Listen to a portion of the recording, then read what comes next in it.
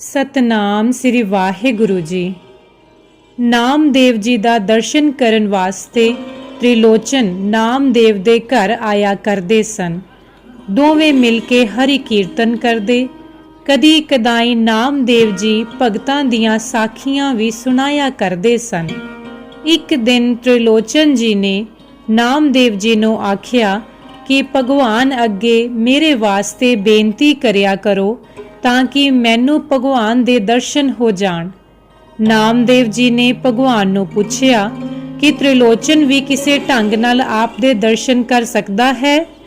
ठाकुर हस के बोले, पूजा नाल मैं खुश नहीं हुंदा, प्रेम नाल हुंदा हाँ, पर जे तू आखदा है तां दर्शन दे देवांगा, क्योंकि मैं तां भगतां दा आख्या नहीं मोड़ सकदा।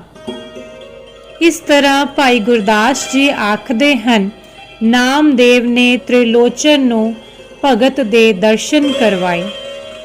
हे भगतो, भगवान ने त्रिलोचन नूं किवें दर्शन दिता, इस कथा नूं ध्यानपूर्वक सुनिए। भगत त्रिलोचन जी भगत नामदेव जी दे गुर भाई सन। आप ने भी ज्ञान देव अर्थात ज्ञानेश्वर जी पासों दीख्या लई होई सी। आप वैश्य जाति दे सन। धन आप कोल बहुत सी। आए गए प्राहुणे संत अते मंगते दी चंगी सेवा करते सन। संत मंडलियां विच बैठ के कीर्तन भी सुनते। भगत नामदेव जी कोल बैठन उठन बहुत सी। नामदेव जी ने आप बारे प्रभु पास अरदास कीती सी। त्रिलोचन जी दी औलाद नहीं सी। दोवें जी इकल्ले ही सन। संतां दा आना जाना बहुत सी। इस वास्ते उन्हां दी धर्म पत्नी नूं आप काम करना पैंदा सी। उन्हां ने सलाह कीती, जे कोई नौकर मिल जावे तां संतां दी टहल सेवा चंगी हो जाया करे, क्योंकि वेले को वेले कई वार संत भुखे ही तुर जांदे सन। त्रिलोचन जी नूं बहुत दुख हुंदा सी। वो महसूस करते रहंदे सन। एक दिन पक्की सलाह करके वो घरों निकलिया कि वह जरूर कोई नौकर लभ के लियावेगा। ऐसे विचार विच त्रिलोचन जी बाजार विच जा रहे सन तां आप नूं एक गरीबड़ा जिहा पुरुष मिलिया। ओदा चेहरा अरोग सी, अखां विच चमक अते तेजी, पर लीड़े बहुत पाटे होए सन। उसनू देख के त्रिलोचन जी ने झिझक के पूछया, क्यों भाई पुरुषा, तू नौकरी करना चाहता है? पुरुष ने कहा, हाँ जी, मैं नौकरी लभदा फिरदा हाँ, पर मेरी कोई शर्त नहीं मनदा, इस वास्ते मैनू कोई नहीं रखदा। त्रिलोचन जी ने पूछया, तेरी शर्त की है, दस सकदा है खोल के? पुरुष ने कहा, मेरी शर्त मामूली है, मैं रोटी कपड़े बदले नौकरी करदा हाँ, नकद रुपया कोई नहीं मंगदा, पर घर दा कोई जी आपो विच आंड गवांड मेरी रोटी बदले किसे नाल कोई गल ना करे। ए उक्का ही ना आख्या जावे कि मैं रोटियां बहुतियां खांदा हाँ जां थोड़ियां।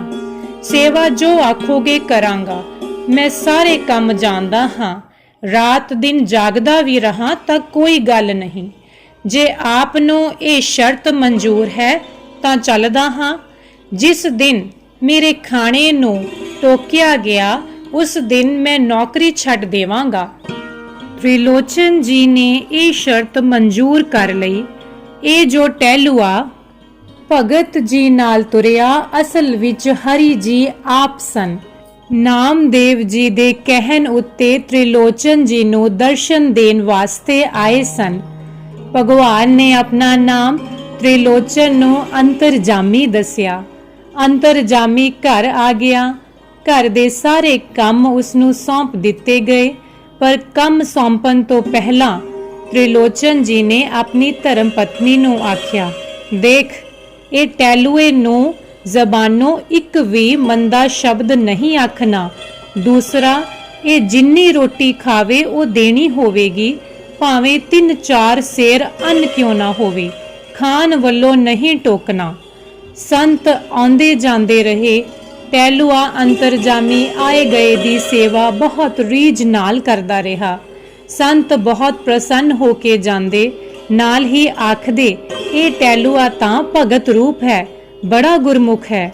ਸਭ ਇਉਂ ਮਹਿਮਾ ਕਰਦੇ ਹੀ ਜਾਂਦੇ। ਤ੍ਰਿਲੋਚਨ ਜੀ ਦੀ ਵਡਿਆਈ ਸਾਰੇ ਸ਼ਹਿਰ ਅਤੇ ਬਾਹਰ ਹੋਣ ਲੱਗੀ। ਇਸ ਤਰ੍ਹਾਂ ਸੇਵਾ ਕਰਦਿਆਂ ਸਾਲ ਲੰਘ ਗਿਆ। ਸਾਲ ਤੋਂ ਪਿੱਛੋਂ ਦੀ ਗੱਲ ਹੈ ਕਿ ਇੱਕ ਦਿਨ ਤ੍ਰਿਲੋਚਨ ਜੀ ਦੀ ਸੁਪਤਨੀ ਇੱਕ ਗੁਆਂਢਣ ਕੋਲ ਜਾ ਬੈਠੀ। ਗੁਆਂਢਣ ਨੇ ਉਸ ਨੂੰ ਪੁੱਛਿਆ, ਭੈਣ ਸੱਚੀ ਗੱਲ ਦੱਸੀ, ਤੂੰ ਉਦਾਸ ਜਿਹੀ ਕਿਉਂ ਰਹਿੰਦੀ ਹੈ? ਭਾਵੇਂ ਉਮਰ ਬਹੁਤ ਹੋ ਗਈ, ਫਿਰ ਵੀ ਚਿਹਰੇ ਉੱਤੇ ਲਾਲੀਆਂ ਭਖਦੀਆਂ ਸੀ। ਹਸੂ ਹਸੂ ਕਰਕੇ ਗੱਲਾਂ ਅਤੇ ਬਚਨ ਬਿਲਾਸ ਕਰਿਆ ਕਰਦੀ ਸੈਂ। ਹੁਣ ਕੀ ਹੋ ਗਿਆ? ਤੇਰਾ ਤਾਂ ਰੰਗ ਹੀ ਬਦਲ ਗਿਆ ਹੈ। ਤ੍ਰਿਲੋਚਨ ਦੀ ਭੋਲੀ ਇਸਤਰੀ ਨੂੰ ਪਤਾ ਨਹੀਂ ਸੀ ਕਿ ਸੰਤਾਂ ਦੀ ਸੇਵਾ ਕਰਨ ਵਾਲਾ ਉਹਨਾਂ ਦੇ ਘਰ ਭਗਵਾਨ ਹੈ। ਉਹ ਸਧਾਰਨ ਮਨੁੱਖ ਸਮਝਦੀ ਰਹੀ। ਆਪਣੇ ਵੱਲੋਂ ਪਰਦੇ ਨਾਲ ਉਹ ਪੁਰਸ਼ ਅੰਤਰਜਾਮੀ ਤੋਂ ਲੁਕ ਕੇ ਗੁਆਂਢਣ ਨਾਲ ਗੱਲਾਂ ਕਰਨ ਲੱਗੀ। ਪਰ ਉਹ ਅੰਤਰਜਾਮੀ ਸੀ, ਉਹ ਤਾਂ ਘਟ ਘਟ ਦੀ ਜਾਣਨਹਾਰ ਸੀ। ਤ੍ਰਿਲੋਚਨ ਜੀ ਦੀ ਵਹੁਟੀ ਗੁਆਂਢਣ ਨੂੰ ਆਖਣ ਲੱਗੀ, ਭੈਣ ਕੀ ਦੱਸਾਂ, ਇੱਕ ਦਿਨੋਂ ਦਿਨ ਬੁਢੇਪਾ ਆਉਂਦਾ ਜਾਂਦਾ ਹੈ। ਦੂਸਰਾ, ਸੰਤਾਂ ਦੇ ਰੋਜ਼ ਆਉਣ ਦੀ ਗਿਣਤੀ ਵੱਧ ਗਈ ਹੈ। ਆਟਾ ਪੀਸ ਕੇ ਪਕਾਉਣਾ ਪੈਂਦਾ ਹੈ, ਮੈਂ ਪੀਂਦੀ ਰਹਿੰਦੀ ਹਾਂ। ਤੀਸਰਾ, ਜਿਹੜਾ ਟਹਿਲੂਆ ਹੈ ਨਾ। ਗੱਲ ਕਰਦੀ ਕਰਦੀ ਉਹ ਰੁਕ ਗਈ। ਉਹਦੀ ਗੁਆਂਢਣ ਨੇ ਆਖਿਆ, ਰੁਕ ਕਿਉਂ ਗਈ ਹੈ? ਦੱਸ, ਦਿਲ ਦਾ ਹਾਲ ਦੱਸਿਆਂ ਦੁੱਖ ਘਟਦਾ ਹੈ, ਇੱਕ ਵਾਰੀ ਕਹਿ ਤਾਂ ਸਹੀ। ਤ੍ਰਿਲੋਚਨ ਜੀ ਦੀ ਇਸਤਰੀ ਨੇ ਕਿਹਾ, ਤੂੰ ਅੱਗੇ ਕਿਸੇ ਕੋਲ ਗੱਲ ਨਾ ਕਰੀ। ਗੱਲ ਇਹ ਹੈ ਕਿ ਟਹਿਲੂਆ ਰੱਖਿਆ ਹੈ ਨਾ, ਪਤਾ ਨਹੀਂ ਉਹਦਾ ਢਿੱਡ ਹੈ ਕਿ ਟੋਆ, ਉਹ ਤਾਂ ਰੱਜਦਾ ਹੀ ਨਹੀਂ। 3-4 ਸੇਰ ਅੰਨ ਤਾਂ ਉਹਦੇ ਵਾਸਤੇ ਚਾਹੀਏ ਹੀ ਚਾਹੀਏ। ਮੈਂ ਪਕਾਉਂਦੀ ਅੱਕ ਗਈ ਹਾਂ। ਭਗਤ ਜੀ ਉਹਨੂੰ ਆਖਦੇ ਕੁਝ ਨਹੀਂ, ਮੈਂ ਬਹੁਤ ਤੰਗ ਹਾਂ। ਉੱਪਰੋਂ ਬੁਢੇਪਾ ਆ ਰਿਹਾ ਹੈ। ਜਦੋਂ ਨੈਣ ਪ੍ਰਾਣ ਜਵਾਬ ਦੇ ਗਏ ਤਾਂ ਬਿਨਾਂ ਪੈਸੇ ਤੋਂ ਜਾਂਦੀ ਹੈ, ਕੋਈ ਸੁਰਤ ਨਹੀਂ ਪੁੱਛਦਾ। ਜੇ ਕੋਲ 4 ਛਿੱਲੜ ਨਾ ਰਹੇ ਤਾਂ ਕੱਲ ਨੂੰ ਖਾਵਾਂਗੇ ਕੀ? ਇਹ ਭਗਤ ਤ੍ਰਿਲੋਚਨ ਜੀ ਭੁੱਲ ਕਰ ਰਹੇ ਨੇ। ਐਸੇ ਸੇਵਕ ਨੂੰ ਨਹੀਂ ਰੱਖਣਾ ਚਾਹੀਦਾ। ਗੁਆਂਢਣ ਨੇ ਸਾਰੀ ਗੱਲ ਸੁਣ ਕੇ ਆਖਿਆ, ਉਸ ਨੂੰ ਘਰੋਂ ਕੱਢ ਦਿਓ ਤੇ ਹੋਰ ਕੋਈ ਸੇਵਕ ਰੱਖ ਲਵੋ। ਤ੍ਰਿਲੋਚਨ ਦੀ ਵਹੁਟੀ ਇਸ ਤਰ੍ਹਾਂ ਗੱਲਾਂ ਕਰਦੀ ਤੇ ਰੋਣੇ ਰੋਂਦੀ ਹੋਈ ਗੁਆਂਢਣ ਕੋਲ ਬਹੁਤਾ ਚਿਰ ਬੈਠੀ ਰਹੀ। ਦਾਲ ਧਰਨ ਦਾ ਵੇਲਾ ਹੋ ਗਿਆ। ਉਸ ਦਾ ਖਿਆਲ ਸੀ ਟਹਿਲੂਆ ਧਰ ਛੱਡੇਗਾ, ਪਰ ਟਹਿਲੂਆ ਅੰਤਰਜਾਮੀ ਸੀ। ਉਸਨੇ ਸਾਰੀ ਗੱਲਬਾਤ ਦੂਰ ਬੈਠਿਆਂ ਸੁਣ ਲਈ। ਉਸਨੇ ਜਦੋਂ ਆਪਣੀ ਨਿੰਦਾ ਸੁਣੀ ਤਾਂ ਉਸੇ ਵੇਲੇ ਹੀ ਆਪਣੀ ਭੂਰੀ ਚੁੱਕ ਕੇ ਘਰੋਂ ਨਿਕਲ ਗਿਆ। ਘਰ ਸੁੰਨਾ ਛੱਡ ਗਿਆ। ਬੂਹੇ ਖੁੱਲੇ ਸਨ। ਉਹ ਅਲੋਪ ਹੋ ਕੇ ਆਪਣੇ ਅਸਲੀ ਰੂਪ ਵਿੱਚ ਹੋ ਗਿਆ। ਗੁਆਂਢਣ ਕੋਲੋਂ ਉੱਠ ਕੇ ਜਦੋਂ ਤ੍ਰਿਲੋਚਨ ਜੀ ਦੀ ਪਤਨੀ ਘਰ ਆਈ ਤਾਂ ਦੇਖ ਕੇ ਹੈਰਾਨ ਹੋਈ ਕਿ ਘਰ ਦੇ ਬੂਹੇ ਖੁੱਲੇ ਹਨ, ਪਰ ਟਹਿਲੂਆ ਕੋਈ ਨਹੀਂ। ਉਹ ਘਰੋਂ ਬਾਹਰ ਨਹੀਂ ਸੀ ਜਾਂਦਾ। ਆਵਾਜ਼ਾਂ ਮਾਰੀਆਂ, ਘਰ ਦੇ ਅੰਦਰ ਬਾਹਰ ਦੇਖਿਆ, ਪਰ ਕੋਈ ਨਾ ਦਿਸਿਆ। ਰਾਤ ਨੂੰ ਤ੍ਰਿਲੋਚਨ ਜੀ ਆ ਗਏ। ਉਹਨਾਂ ਨੇ ਆ ਕੇ ਪੁੱਛਿਆ ਕਿ ਅੰਤਰਜਾਮੀ ਕਿੱਧਰ ਗਿਆ, ਪਰ ਉਸਨੂੰ ਕੋਈ ਤਸੱਲੀ ਬਖਸ਼ ਜਵਾਬ ਨਾ ਮਿਲਿਆ। ਤ੍ਰਿਲੋਚਨ ਜੀ ਜਾਣ ਗਏ ਕਿ ਉਸਦੇ ਇਸਤਰੀ ਕੋਲੋਂ ਜ਼ਰੂਰ ਕੋਈ ਭੁੱਲ ਹੋ ਗਈ ਹੈ। ਅੰਤਰਜਾਮੀ ਦੀ ਨਿੰਦਿਆ ਕਰ ਬੈਠੀ ਹੋਵੇਗੀ, ਜਿਸ ਕਰਕੇ ਉਹ ਚਲਾ ਗਿਆ। ਕਈ ਦਿਨ ਤ੍ਰਿਲੋਚਨ ਜੀ ਉਸ ਟਹਿਲੂਏ ਨੂੰ ਲੱਭਦੇ ਰਹੇ। ਨਾ ਉਹ ਲੱਭਿਆ ਅਤੇ ਨਾ ਹੀ ਲੱਭਣਾ ਸੀ। ਇੱਕ ਦਿਨ ਉਹਨਾਂ ਨੂੰ ਸੁੱਤਿਆਂ ਹੋਇਆਂ ਇੱਕ ਭਾਖਿਆ ਹੋਈ, ਤ੍ਰਿਲੋਚਨ, ਤੇਰਾ ਟਹਿਲੂਆ ਅੰਤਰਜਾਮੀ ਸੱਚਮੁੱਚ ਅੰਤਰਜਾਮੀ ਭਗਵਾਨ ਸੀ, ਤੈਨੂੰ ਦਰਸ਼ਨ ਦੇਣ ਆਇਆ ਸੀ।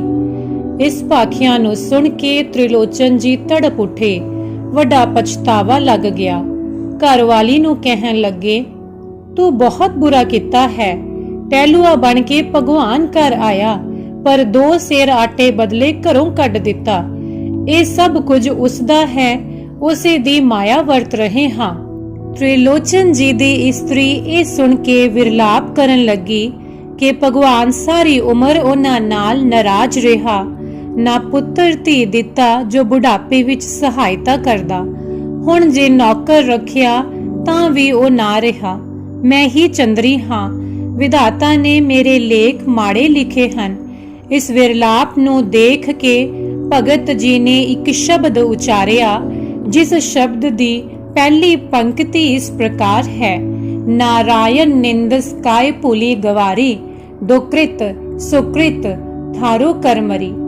ਭਗਤ ਜੀ ਆਖਦੇ ਹਨ, ਹੇ ਇਸਤਰੀ, ਈਸ਼ਵਰ ਉੱਤੇ ਦੋਸ਼ ਨਾ ਲਾ, ਦੋਸ਼ ਆਪਣੇ ਕਰਮਾਂ ਦਾ ਹੈ। ਜੋ ਮਾੜੇ ਚੰਗੇ ਕਰਮ ਕਰਦੇ ਹਾਂ ਉਹਨਾਂ ਦਾ ਫਲ ਪਾਉਂਦੇ ਹਾਂ।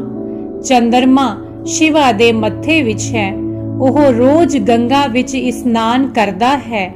ਉਸੇ ਚੰਦਰਮਾ ਦੀ ਕੁਲ ਵਿੱਚ ਸ਼੍ਰੀ ਕ੍ਰਿਸ਼ਨ ਜੀ ਹੋਏ ਹਨ, ਪਰ ਚੰਦਰਮਾ ਨੇ ਕਾਮੀ ਇੰਦਰ ਵੱਲੋਂ ਗੌਤਮ ਦੀ ਇਸਤਰੀ ਦਾ ਸਤ ਭੰਗ ਕੀਤੇ ਜਾਣ ਵਾਲੇ ਮੰਦ ਕਰਮ ਵਿੱਚ ਸਾਥ ਦਿੱਤਾ, ਜਿਸ ਕਰਕੇ ਉਸ ਨੂੰ ਗੌਤਮ ਨੇ ਸਰਾਪ ਦੇ ਦਿੱਤਾ। ਹੁਣ ਤੱਕ ਚੰਦਰਮਾ ਦਾ ਕਲੰਕ ਨਹੀਂ ਮਿਟ ਸਕਿਆ, ਸੋ ਕਰਮਾਂ ਦਾ ਫਲ ਨਹੀਂ ਮਿਟਦਾ।